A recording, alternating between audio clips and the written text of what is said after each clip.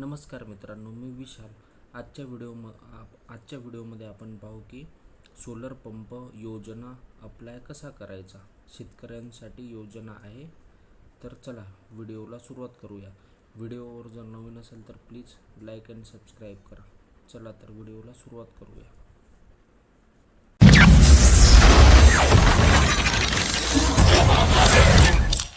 मित्रांनो, सर्वात प्रथम गुगलवर सर्च करायचे www.mahadis.com.in हे सर्च करायचे. हे मी खाली डिस्क्रिप्शनमध्ये लिंक देणार आहे, त्यावर क्लिक करायचे.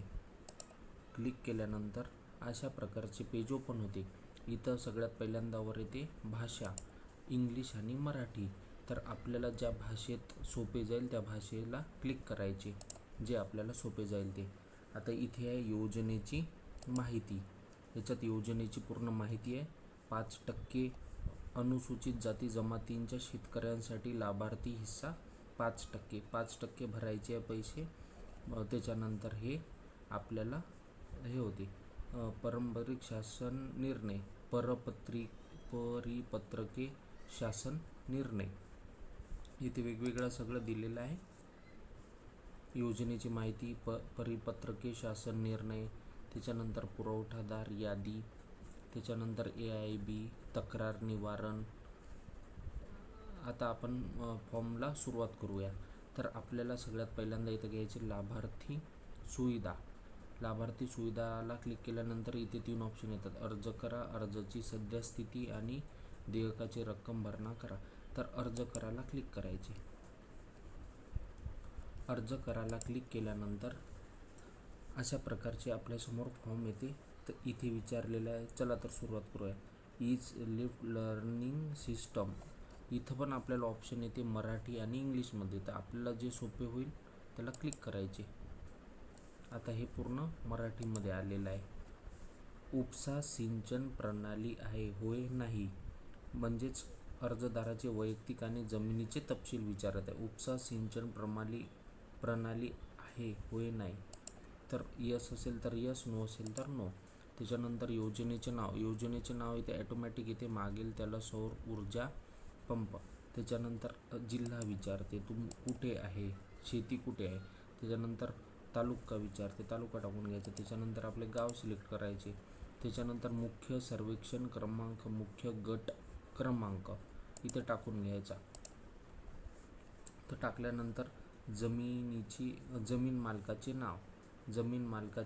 नाव टाकून घ्यायचे. त्याच्यानंतर जमिनीचे एकूण क्षेत्रफळ किती आहे.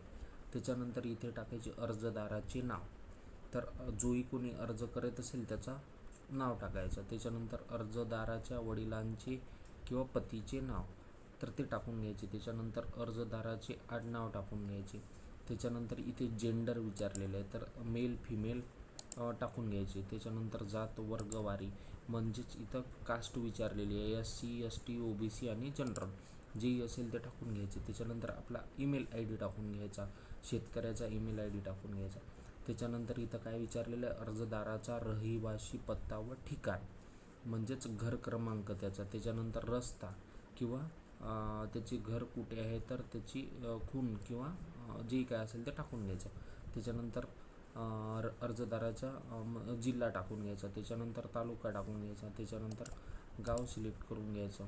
त्याच्यानंतर पिनकोड टाकून घ्यायचा. त्याच्यानंतर इथे पहा, हे महत्त्वाचं आहे, आधार क्रमांक, UID क्रमांक याला क्लिक करायचे.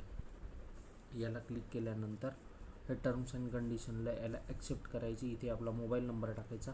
इथे शेतकऱ्याचा आधार नंबर टाकणे गरजेचे आहे. इथे शेतकऱ्याचा आधार नंबर टाकायचा. सेंड OTPला क्लिक करायचे.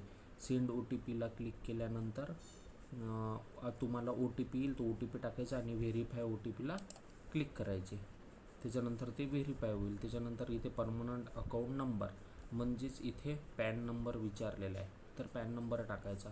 त्याच्यानंतर सत्यापित नाव, पॅनवर जे नाव आहे तेच व्यवस्थित इथे टाकून घ्यायचं. त्याच्यानंतर इथे जेंडर, त्याच्यानंतर मोबाईल नंबर विचारला, मोबाईल नंबर टाकून घ्यायचा. त्याच्यानंतर STD कोड जर माहीत असेल तर टाकायचा, नाही टाकला तरी चालते. त्याच्यानंतर जलस्रोत प्रकार विचारलेला आहे. तर जलस्रोत प्रकार म्हणजे तुम्ही शेतीला पाणी कुठून आणलेलं आहे. कशा प्रकारे आणलेला आहे. लेक आहे, वेल आहे, बोरवेल आहे, रिव्हर आहे, कॅनॉल्स आहे. अशा प्रकारे वेगवेगळ्या जी आपण ज्याप्रमाणे आणलेलं असेल ते टाकून घ्यायचं. त्याच्यानंतर सिंचन प्रकार. तर सिंचन प्रकार असतात ठिबक सिंचन, तुषार सिंचन, तर ते जे आणि पाईप, तर मायक्रो, ओपन आणि पाईप. तर जे असेल पाईपनं आणलं असेल तर पाईप टाकून घ्यायचं. त्याच्यानंतर पावसाळी हंगामात जलस्रोत खोली फुटांमध्ये इथे टाकून घ्यायचे आकडे. त्याच्यानंतर उन्हाळी हंगामात जलस्रोत खोली फुटांमध्ये. त्याच्यानंतर विद्यमान शेती तलाव आहे का, यस असेल तर यस, नो असेल तर नो. त्याच्यानंतर कुंपण नलिका रुंदी इंचामध्ये टाकून घ्यायची. त्याच्यानंतर कृषी तपशील विचारलेला आहे, म्हणजेच पिकाचा प्रकार, मागील वर्ष कोणतं होतं, खरीप रब्बी कोणतं घेतात. त्याच्यानंतर पिकाची संख्या मागील वर्षी म्हणजे किती होते. पिकाचा प्रकार शेवटचा ते शेवटचा वर्ष, खरीप रब्बी. त्याच्यानंतर पीक संख्या शेवटचे ते शेवट वर्ष किती होते. त्याच्यानंतर विद्यमान पंप तपशील, विद्यमान पंप वापरकर्ता, यस असेल यस, नो असेल नो. त्यानंतर विद्यमान पंप प्रकार AC/DC. त्याच्यानंतर विद्यमान पंप उपप्रकार, तर हे इथे दिलेलं आहे त्यापैकी टाकून घ्यायचं. त्याच्यानंतर HP मध्ये विद्यमान पंप क्षमता म्हणजे किती, 3चा आहे आणि 5चा आहे, तर कोणतं पाहिजे. त्याच्यानंतर विद्यमान पंपाचा ऊर्जा स्रोत, तर इथे एक दिलेलं असते ऑप्शन डिझेल. त्याच्यानंतर ऊर्जा कार्यक्षम, डिझेलचेच पंप असतात. ऊर्जा कार्यक्षम पंप, यस ऑर नो. लिटरमध्ये वार्षिक डिझेलची आवश्यकता.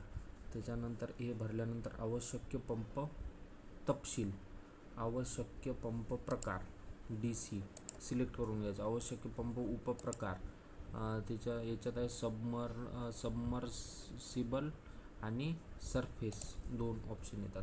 आवश्यक पंप श्रेणी, तर वॉटर. HP मध्ये आवश्यक पंप श्रेणी 3 HP, 5, 7.5, 10, आपल्याला कोणतं पाहिजे त्या हिशोबानं सिलेक्ट करून घ्यायचं. आवश्यक पाणी उपसा, लिटर आणि मिनिट, हे टाकून घ्यायचं. त्याच्यानंतर इथे बूस्टर पंप आणि मोनोपोल तपशील जर आवश्यक असेल तर, नाहीतर काही गरज नाही. बूस्टर पंप माहिती, पाण्याचा दाब आणि हे सगळं वाचून घ्यायचं. त्याच्यानंतर मोनोपोलची उंची बदलाची आहे का, यस ऑर नो. त्याच्यानंतर मोनोपोल उंची 10 फूट, 15, 18, 20. त्याच्यानंतर बूस्टर पंप हवा आहे का, yes or no. Booster pump क्षमता सिलेक्ट करून घ्यायची. आता त्याच्यानंतर इथे जोही कोणी अर्ज करत असेल त्याचे खात्याचे पूर्ण माहिती आपल्याला भरावं लागणार आहे. आता बँक तपशील, बँक खाते नंबर म्हणजे शेतकऱ्याचे अकाउंट नंबर लिहायचे. त्याच्यानंतर खातेधारकाचे नाव, संपूर्ण नाव लिहायचे. त्याच्यानंतर IFSC कोड, जो बँकेचा IFSC कोड असतो तो भरून घ्यायचा. त्याच्यानंतर बँकेचे इथे नाव टाकून घ्यायचे. त्याच्यानंतर MICR कोड, मायकर कोड म्हणून असते, तो टाकून घ्यायचा. त्याच्यानंतर शाखेचे नाव, शाखेचं पूर्ण नाव टाकून घ्यायचं. जी शाखा असेल ती, शाखेचे शहर व गाव, ती शाखा कुठे आहे म्हणजेच आपली बँक कुठे आहे ते नाव टाकून घ्यायचे. त्याच्यानंतर हे घोषणापत्र आहे. घोषणापत्राला या कराराचं 5 वर्ष अशा प्रकारे आहे. क्रमांकाचं स्वरूप, टर्म्स अँड कंडिशनला ॲक्सेप्ट करायचे. ॲक्सेप्ट केल्यानंतर कागदपत्रे अपलोड करा. आता तुम्हाला काही डॉक्युमेंट अपलोड करावं लागणार आहेत. त्याच्यामध्ये 7/12 उतारा म्हणजेच जमिनीचा 7/12, विहीर, कूपनलिका शेतात असल्यास 7/12 उताराची नोंद आवश्यक. एकापेक्षा जास्त नावे असल्यास इतर भोगवटदाराचे न हरकत प्रमाणपत्र 200 रुपयाच्या मुद्रांक कागदावर सादर करावे. जर एका 7/12त अनेक नावे असतील तर त्यांचा न हरकत प्रमाणपत्र 200 रुपयाच्या मुद्रांक कागदावर घ्यायचा आहे. तर 7/12 अपलोड करायचा आहे. त्याच्यानंतर रद्द केलेली धनादेश प्रत म्हणजे बँक पासबुक प्रत, म्हणजे चेकबुक जे असते तो कट केलेला इथे अपलोड करायचा. त्याच्यानंतर पासपोर्ट आकाराचं छायाचित्र, हे प्रत्येक PDF मध्ये बनवायचं 500 KB आतमध्ये कागदपत्रे प्रत्येक. त्याच्यानंतर अपलोडला क्लिक करायचे. अपलोड तिन्ही अपलोड केल्यावर अपलोडला क्लिक करायचे. त्याच्यानंतर इतर कागदपत्रे लागू असल्यास, पाणी प्रभावित क्षेत्र असल्यास संबंधित खात्याचा न हरकत दाखला मिळतो तो अपलोड करून घ्यायचा. शेत जमीन, विहीर, पाण्याचा पंप, सामायिक असल्यास इतर भागीदाराचे न हरकत प्रमाणपत्र ते अपलोड करून घ्यायचं. त्याच्यानंतर अनुसूचित जाती जमातीचे प्रमाणपत्र ते अपलोड करून घ्यायचे. हे सगळं अपलोड केल्यावर इथे मित्रांनो 100% होते. हे झाल्यावर समोर करायचं जतन आणि पुढे जा, म्हणजेच आपला फॉर्म आपण सबमिट करत आहे याला क्लिक करायचे. मित्रांनो सबमिट केल्यानंतर आपल्याला अशा प्रकारचे पेज ओपन होते.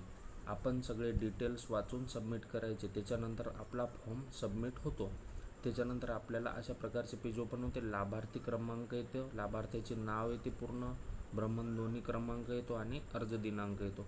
तर हे व्यवस्थित PDF सेव्ह करून ठेवून द्यायचे. अशा प्रकारे आपण मागेल त्याला सौर कृषी पंप योजना आपण अप्लाय करू शकतो. अशा प्रकारे पूर्ण माहिती तुम्हाला सांगितली. धन्यवाद.